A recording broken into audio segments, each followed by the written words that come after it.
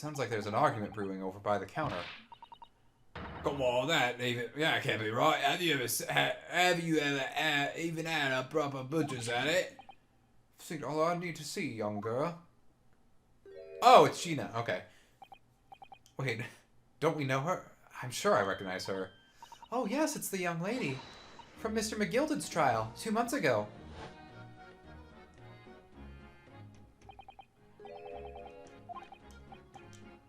Actually, I'm not going to pass up the chance to talk as McGilded. Her name is, Gina Lestrade, my lord. She's a chancellor. She earns her crust among large crowds, leaving people over their purses. What's commonly called a pickpocket.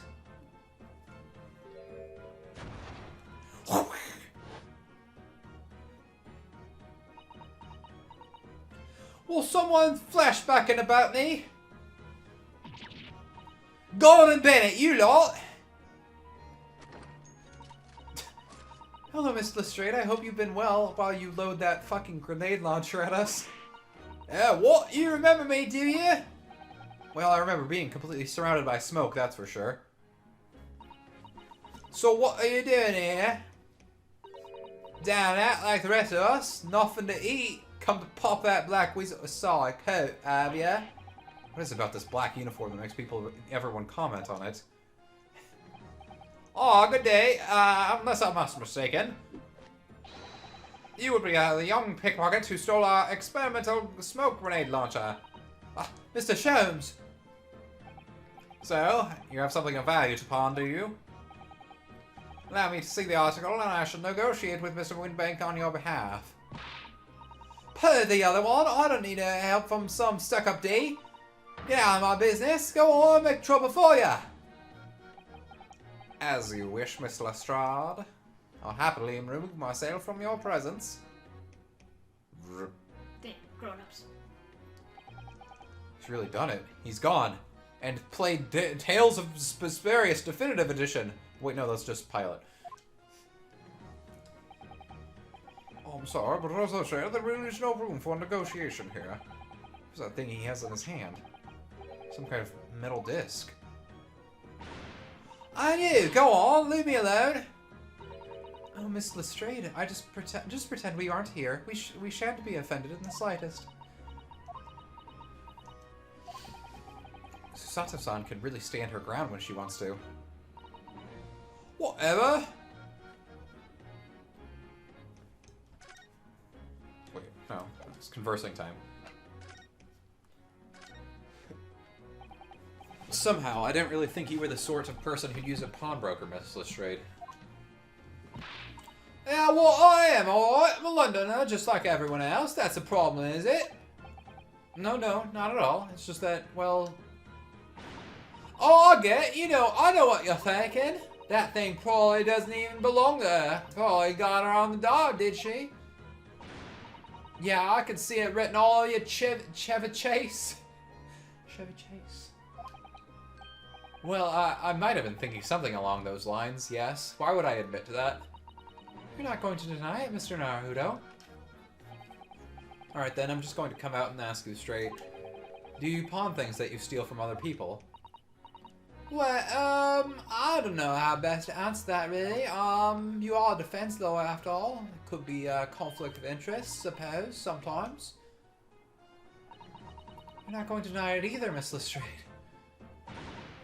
But not this time, alright? I swear, that thing belongs to me. The disc that Mr. Windbank is holding. Perhaps we should see what he has to say about all this. Oh, okay, I'll just fucking ignore you, then. Actually... Hold on, your haircut. Okay, I thought she was like shaved on the. No, it's braided. Yeah. Like, it's I can't point it out, but like the part between her ear and the brim of her hat, not the part with the braid. I thought that to the left of the braid. I thought that was shaved. I was like, that's a unique style of hair. Not a bad one. I actually really like Gina Lestrade's design.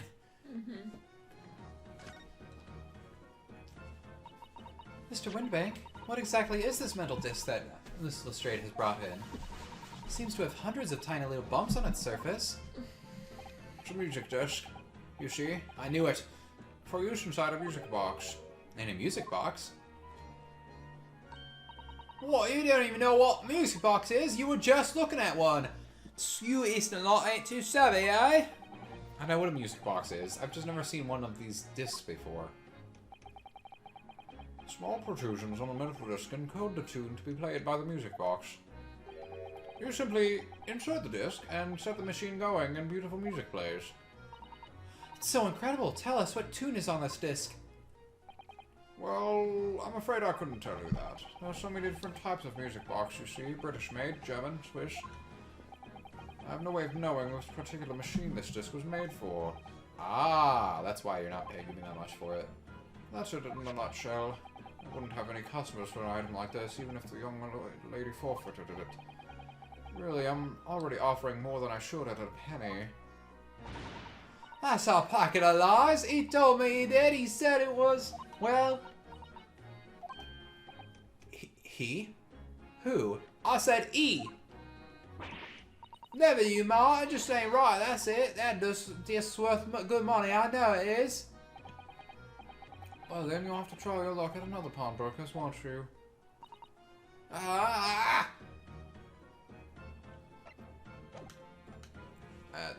Did the wrong thing.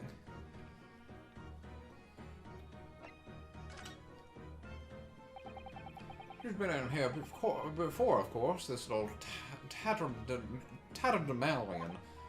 I see. Brought some dubious article with her every single time, I might add.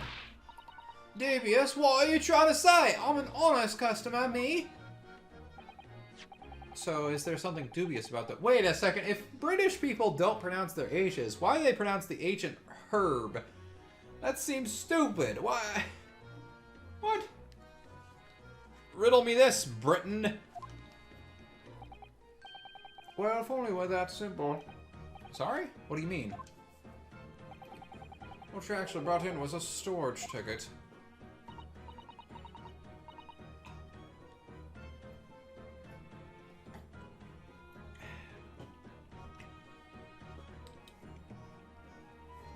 Ah, storage ticket. So, Miss Lestrade has actually come to redeem an article from you today, is that right?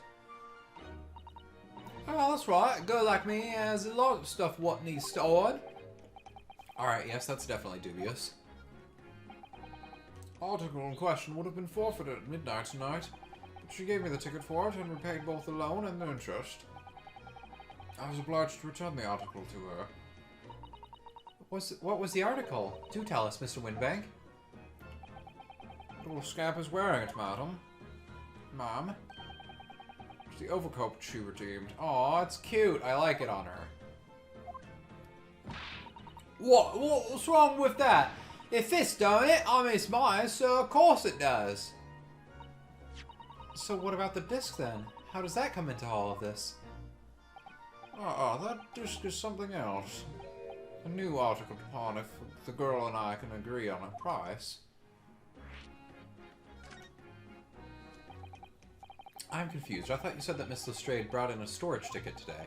It's really quite simple. Yes, the child brought me a storage ticket and the money owed on it, you say? For this heavy black coat, which you returned to her care, as I'd understood it. That's right, yes. And rather unsurprisingly, as soon as this little ragamuffin put the thing on, she went rifling through the pockets. Oh, you mean... What are you looking at? Don't you know it's rude to stare at a lady? I see. So it came from the pocket of the overcoat, did it? If you mean this disc, then yes, exactly, ma'am. And she immediately tried to pawn it. For quite a high price as well. That is all rather suspicious, I think. Give it up. I'm trying to pawn something like anyone else would. Miss Lestrade, may I ask who deposited the overcoat here in the first place? Well, me. Doesn't really appear to be your size. Me old man. It's me old man's, ain't it? Is it Miss Lestrade? Yes, this is definitely all rather suspicious.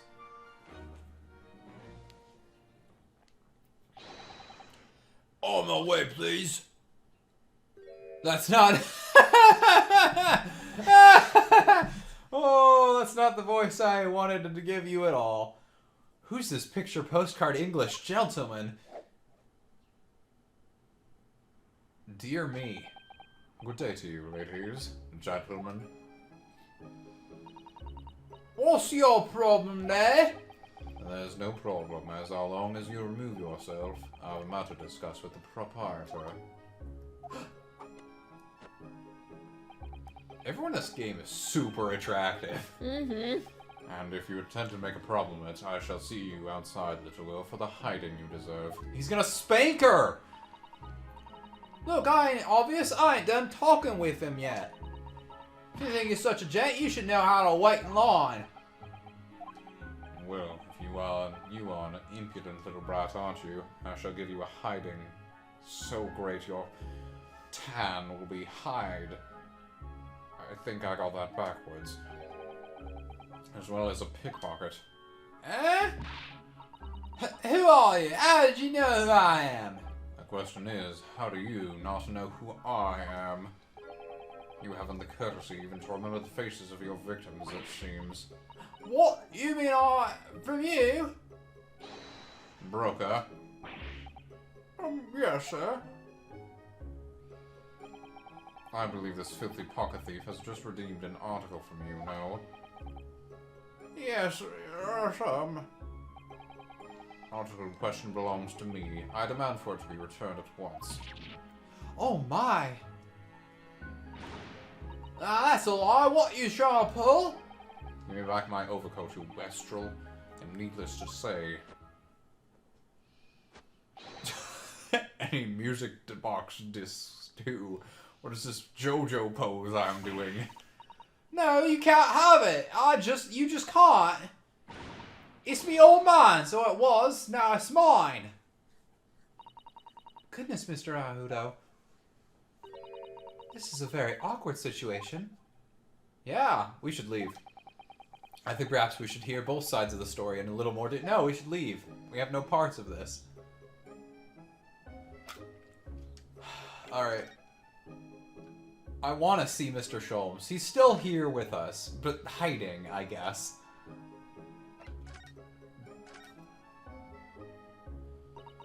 Miss Lestrade, is what the gentleman is saying... What do you think? It's all lies, ain't it? Obviously, I swear on my life, I ain't never laid eyes on that dandy before. Let's hear now, you little ragamuffin. You stole it, didn't you? I ticked you bought in again just now. No, I swear to God. It was barely an hour ago. I was walking along the street, minding my own business, when this little gutterling ran to me. I knew at once what had happened. I've been robbed yet again, I thought to myself. Those wretched pickpockets. Yet again? Oh yes, as you can see, I'm a man of impeccable style. This isn't the first time I've been targeted by these back scum scoundrels. Pose. Now then, relinquish my overcoat. Come along now, Mr. Shade. Give the gentleman his coat back. If you're going to cause trouble, I shall have no choice but to call the police. Hold on, why's everyone think it's me? Look at this dandy cove. And you think I'm the dodgy one? I'm sorry, but no one's going to believe you. What do you think? What about evidence? Yeah. Where's your evidence I've stolen something, eh? Come on, let's see it. No. I have evidence, naturally. You what? Why are we asking Gina about the evidence? Evidence that the article Miss Lestrade redeemed actually belongs to the gentleman. Of course, we need only consult Mr. Winterbank's ledger to know the truth. We'll be able to look up the name of the person who deposited the article in the first place. Yes, brilliant! I'm very sorry, but I'm afraid that won't be possible. Oh? I never ask customers' names. That's a strict policy of mine. But why not? Well, now, as you can imagine, some of my customers have circumstances to consider. A great many of them prefer to maintain their anonymity. Yes, I see. But then how can you know if an article belongs to the person asking to redeem it? They have the ticket. Oh, it's quite simple. Reminds me of a song. Ba-da-ba-da-bam-bam. Good sir. Might I trouble you for the watchword associated with the article in question? Of course, it's... Professor. Yes, that's right. That's all the evidence we need. This gentleman is the rightful owner of the arsenal, without a doubt. A watchword? Interesting. Prove you're not a robot by saying this watchword. I'm sorry, the correct pronunciation was... Professor. Try again later. So about these watchwords, Mr. Windibank. As I just explained, I never ask customers' names when they deposit items with me. There are many reasons why certain customers would like to keep their activities secret. That wasn't exactly a subtle glance at Mr. Sholmes now, was it?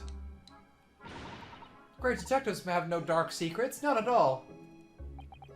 Yes, well, anyway, that's why I always ask for a watchword whenever I accept a new article. In many ways, it's like the secret combination of numbers used to unlock a vault.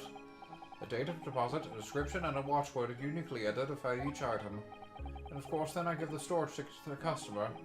When someone comes to redeem something, I ask them for the ticket and the watchword. If that someone tells you the correct watchword, you return the article? Then why did you give it to the girl if she didn't say the article? If she didn't say the watchword, then what?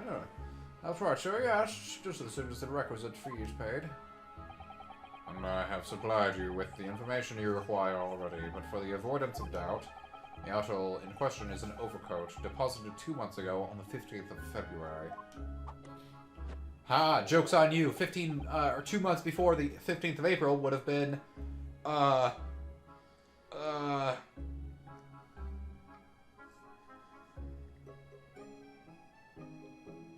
What is 2 months before April 15th?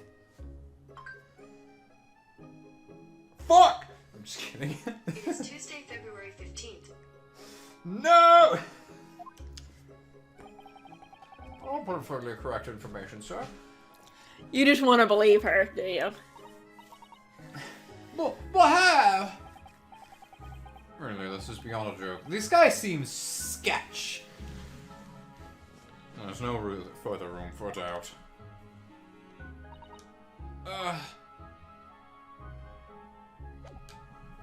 Now I have to examine his side of the story.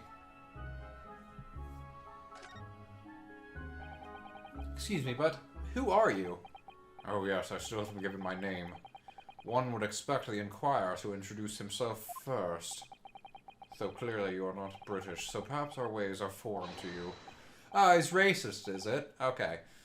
Well, we're from the Empire of Japan. We're studying here. Oh yes, Japan. I've heard talk of the place. Shimmy, shimmy.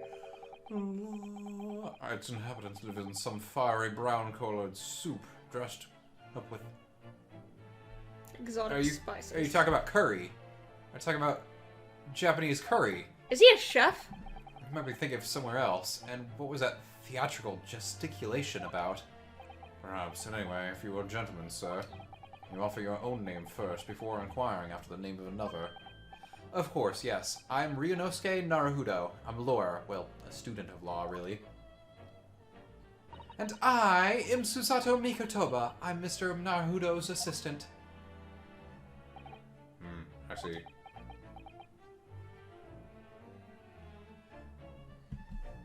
Your name? My name is Benedict Cumberbatch. Ah, his name's a pun! Eggert Benedict. What? Eggs Benedict. Enchanté. He's so refined in how he holds himself, how he speaks, but that name is suspicious. Now to the matter at hand.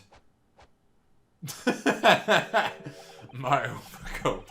Return it at once to somebody with a style to carry it off. every move he makes, every breath he takes. I can't stand watching him.